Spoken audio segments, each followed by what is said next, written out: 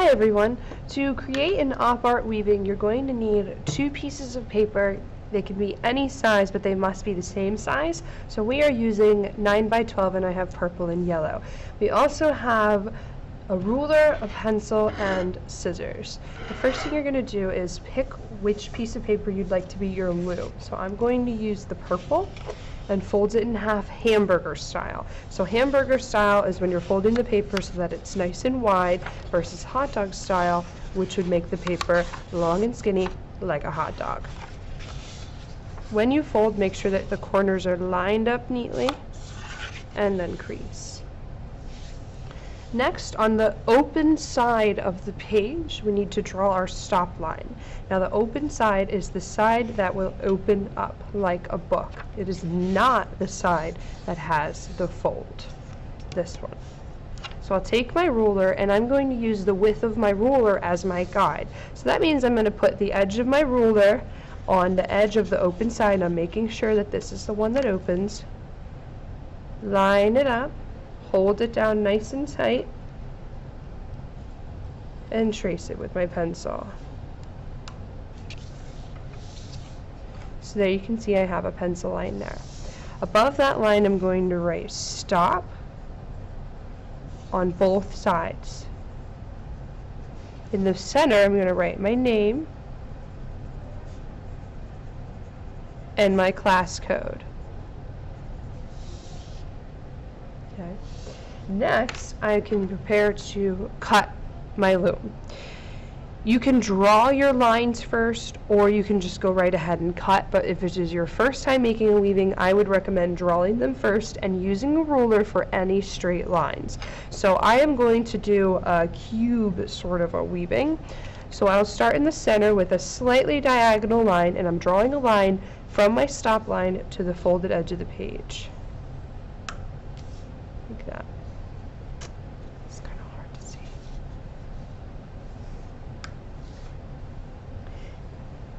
None of your lines should be touching, and none of them should go off to the short side of the page here. So they're all going from your stop line to the folded edge of your page.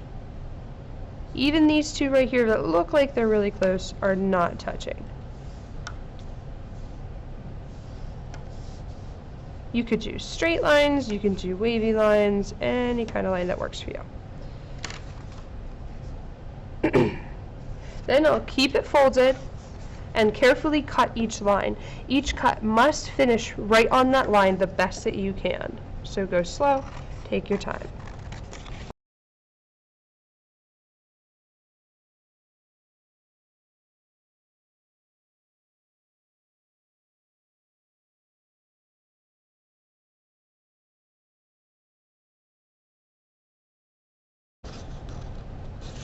Okay, when I open it up, I should have my loom. If it does not look like this, if all of these papers are flapping out on the other side, that means that you did not draw your line on the correct side of the page and you just need to try again. No worries, mistakes are good. It means that we're learning, especially if this is your first time doing this. You cannot expect it to be perfect. So now my loom is complete and I need to make my weft strip. So I'm going to set this to the side and take my other piece of paper. We need short strips. So if I'm cutting short strips, I need to cut them this way across the page, not the long way. If you do end up cutting them this way, it should be okay, but try to remember to cut them from the short side. Okay.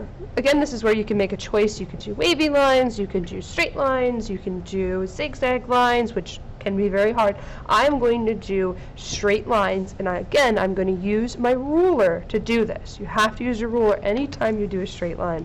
So I'm going to line the ruler up with the edge of the page, hold it down tight, and trace my line. So now I have a strip that is exactly the width of my ruler, and that's what I want all the way across. So I'm going to line my ruler up with that line now, hold it down tight with this hand, and draw my line. So they should all be the same width. And I'll keep going across the whole page.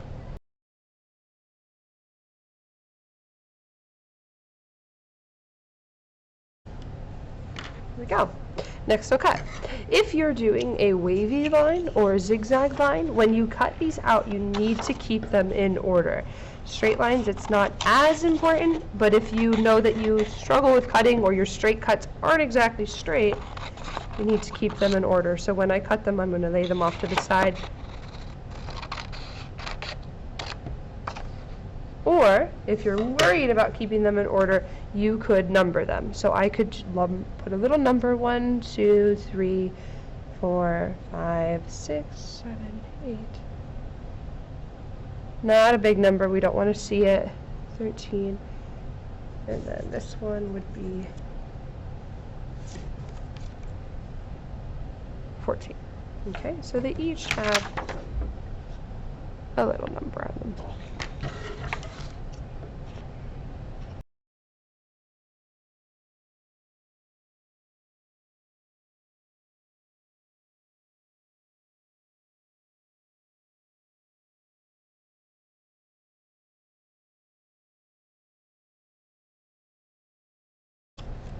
Okay, all my strips are cut out.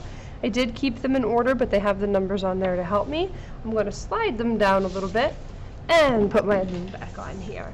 It's very important to note that my pencil lines are sticking up, so I'm looking at them, and my pencil lines are showing on my strip. That way, when we're finished, I can flip the weaving over and all of the pencil lines will be hidden. But now, it's time to weave. Our pattern is over, under, over, under, over, under, over, under, over and over again until you get to the end. But every strip has to be weaved the opposite of the last one. Let's see what I mean. So I'm going to start by going over and then under, over, under, over, under, over, under, under. And then I will slide that piece into place. It should go right up to that line, like that. Okay, so my next one needs to do the opposite. So since I went over first last time, I'm going to go under to start.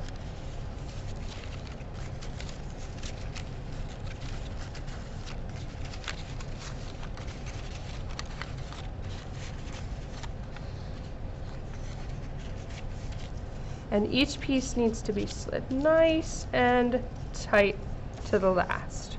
Okay? Now I have piece number 3, and I'm going to go over now to start.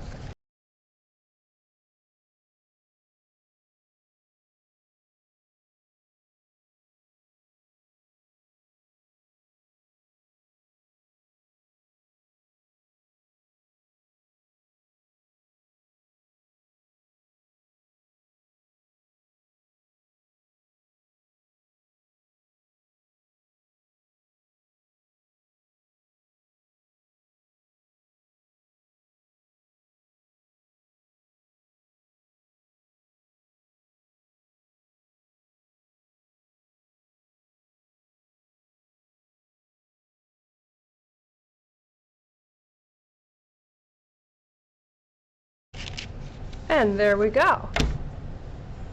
At this point, it can be totally done. If you are doing this cube one, there's something else neat that you can do with it. So I can take and make every end weave or spot stick up. Okay, so that means, see how it's purple here and purple right here? I'm going to make that yellow just by popping the last, you may call it stitch up.